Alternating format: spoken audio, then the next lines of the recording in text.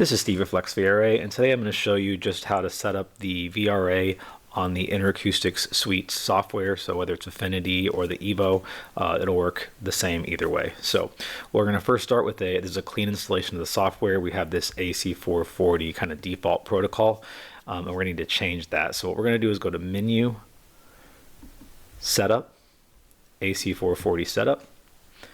And again, because this is a brand new installation, all these options are grayed out. We can't edit the original AC440, so we have to create a new one. If you've already done that, these options will be editable and you don't really need to create a new one here, but let's do that real quick so we can show you. So we're gonna call this something like VRA and say okay. And as soon as we have created that new protocol, all these options become editable. So if you had already had a protocol created, you would have seen these editable already.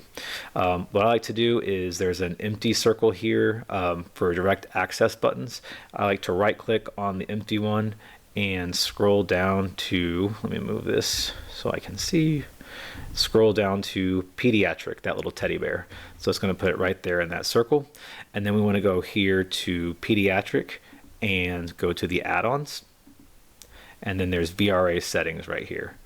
In the VRA settings, we want to check activate VRA, and then we also want to select the number of reinforcers that we have, which is normally at least 2. So we're going to go ahead and select 2 and click apply.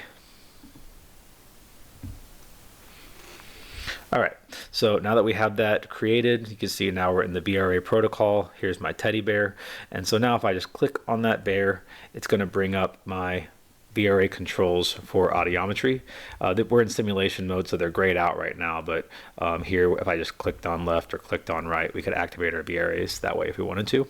If for some reason you don't see this, again, you should, standard, but if you don't, go to Menu, Setup, General Setup, and then down here, it's VRA system. We can point to what kind of VRA we're using, and we are using analog VRA, which is the one that's plugged into the back of the unit.